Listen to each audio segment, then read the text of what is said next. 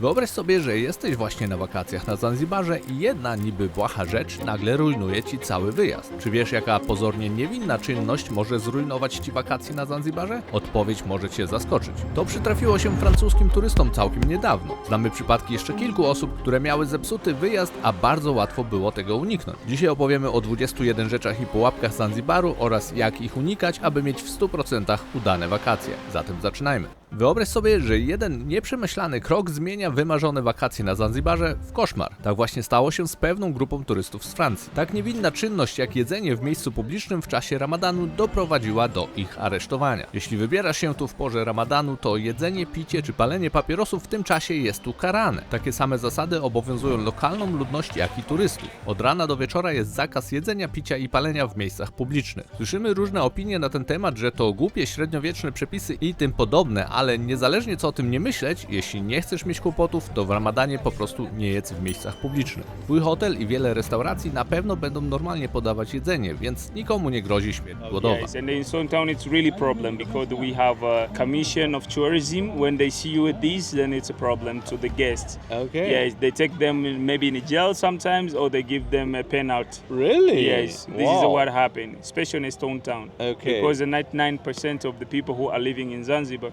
they're Muslim, so we used to follow the Muslim rules.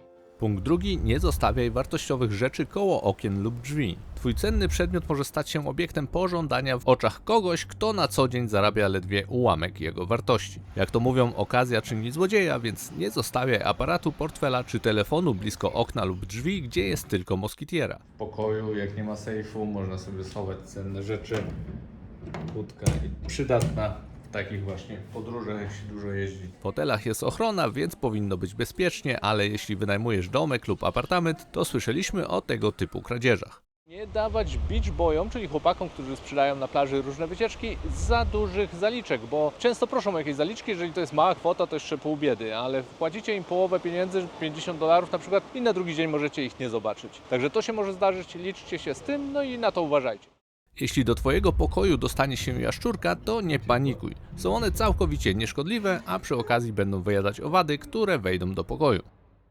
Jeśli w sklepie nie widać cen, to znak, że należy się targować. To samo się tyczy usług czy wycieczek lokalnych. Prawie zawsze podają tutaj cenę do negocjacji. Tu na Zanzibarze targowanie to jest normalne.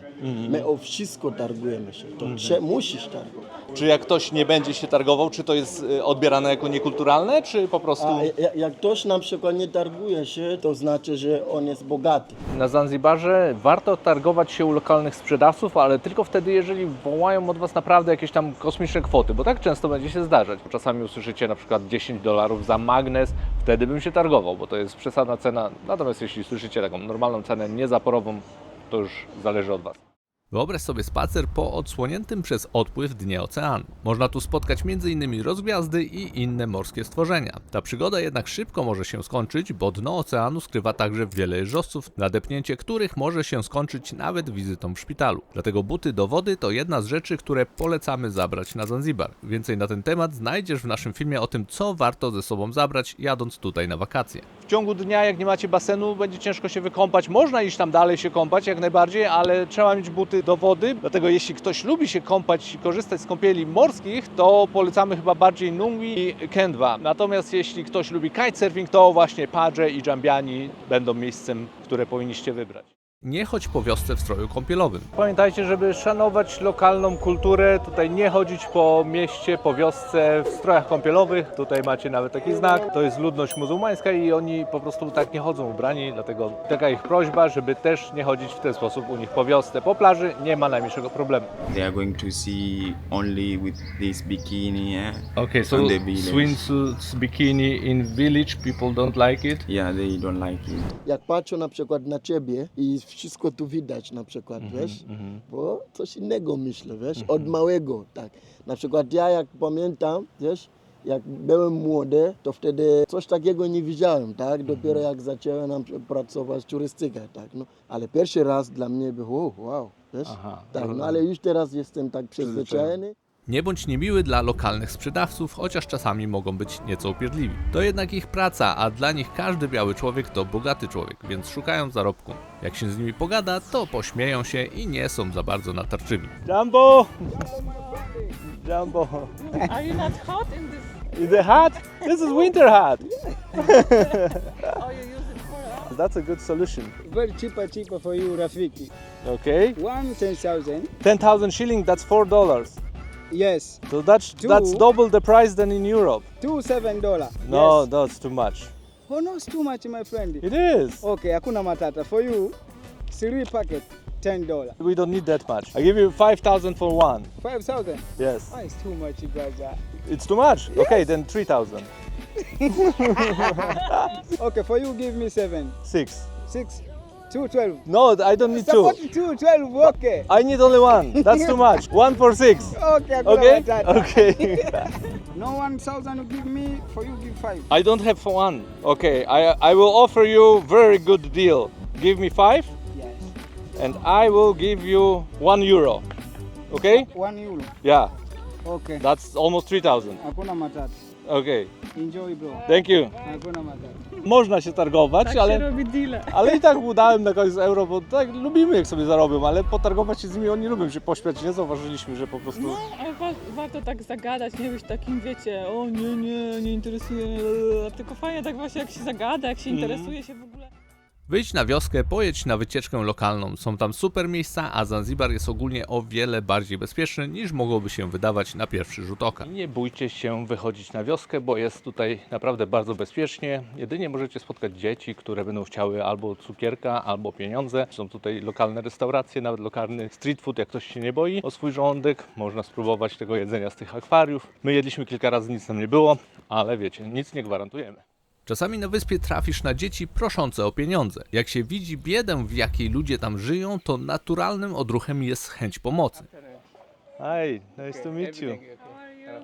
Jednak od wielu osób, zarówno lokalnych, jak i przyjezdnych, słyszeliśmy, żeby nie dawać dzieciom pieniędzy, bo uczą się zależności od białego człowieka. Więc mogłoby się wydawać, że im pomagamy, ale w dłuższej perspektywie wygląda na to, że bardziej może to im zaszkodzić. Nie jeździ szybciej niż 60 km na godzinę poza obszarem zabudowanym. Na Zanzibarze policja często stoi przy drodze z radarem i już dostałem 2 mandaty. Ale jeśli dostaniesz mandat, to nie panikuj, jak dostaniesz mandat. Jeśli policja zatrzyma cię za przekroczenie prędkości lub jakieś inne wykroczenie, to najpierw będą was straszyć mandatem, że trzeba jechać na komisariat, zapłacić na drugi dzień mandat i tak dalej. $75, tak 2 razy mówili mi. Za chwilę zmieniam wersję, że można to załatwić też friendly, czyli przyjacielsko, tutaj na miejscu i przeważnie $10 załatwi sprawę.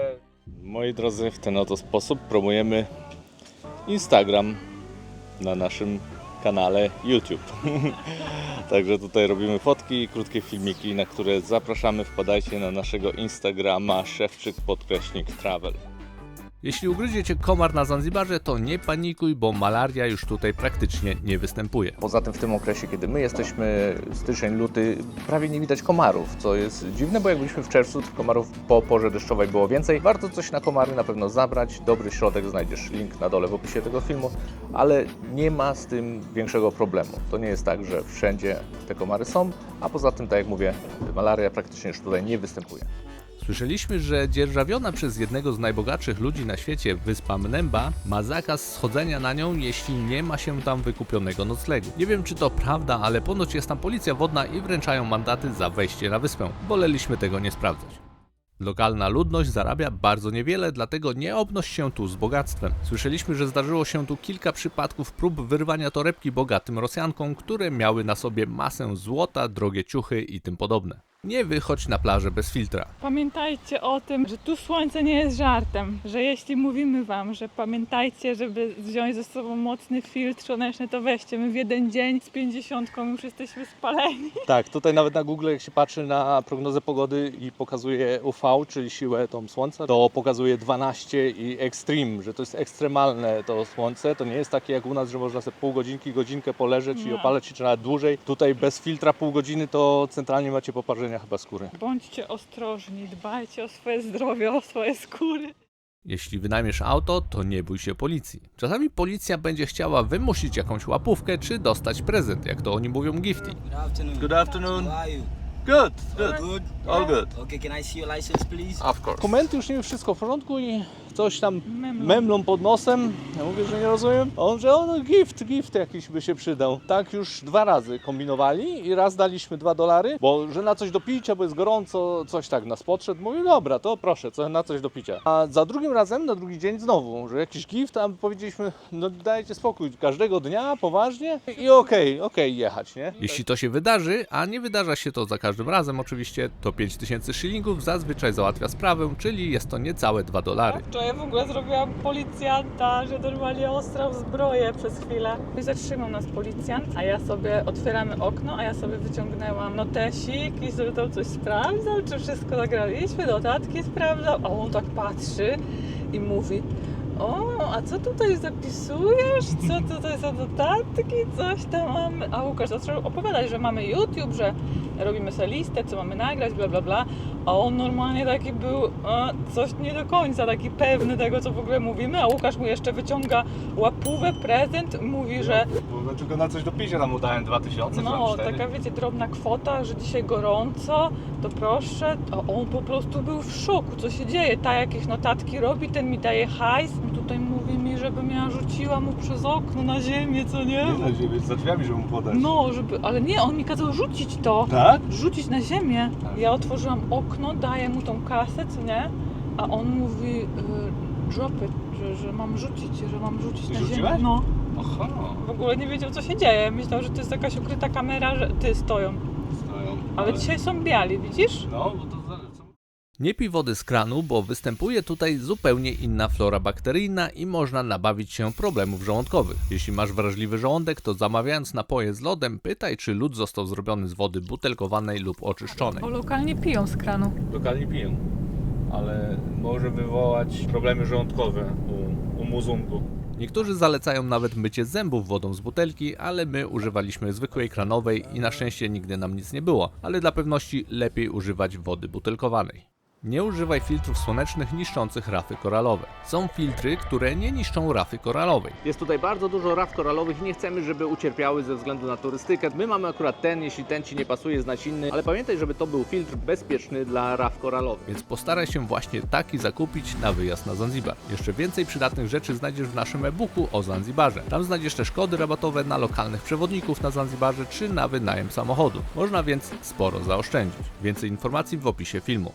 Nie spodziewaj się europejskich standardów obsługi klienta. To jest wciąż Afryka. Przeważnie wszędzie ludzie będą mili, ale czasami oczekiwanie na podanie jedzenia będzie trwało niespodziewanie długo. Ja mam bardzo dużo do powiedzenia o tej restauracji. Jedyny plus to jest widok i fancy wystrój, ale na tym się kończy. Dania mogą być podane pojedynczo, zatem jedna osoba będzie już od 10 minut jadła, podczas gdy druga wciąż będzie czekała na posiłek. Nie ma też co liczyć, że nie doliczą do rachunku dania, które się odeśle, bo na przykład kurczak był przesuszony i wczorajszy. Napoje, nawet piwo, mogą często być podane ciepłe. Przynieśli mi prawie ciepłe piwo za $3,5. Piwo musi być zimne, no nie oszukujmy się. Może nie być lodu, bo zamrażarka słabo działa ze względu na słabe napięcie w godzinach szczytu i tym podobne. Trzeba się ratować lodem, bo niestety napoje często są niesłodzone.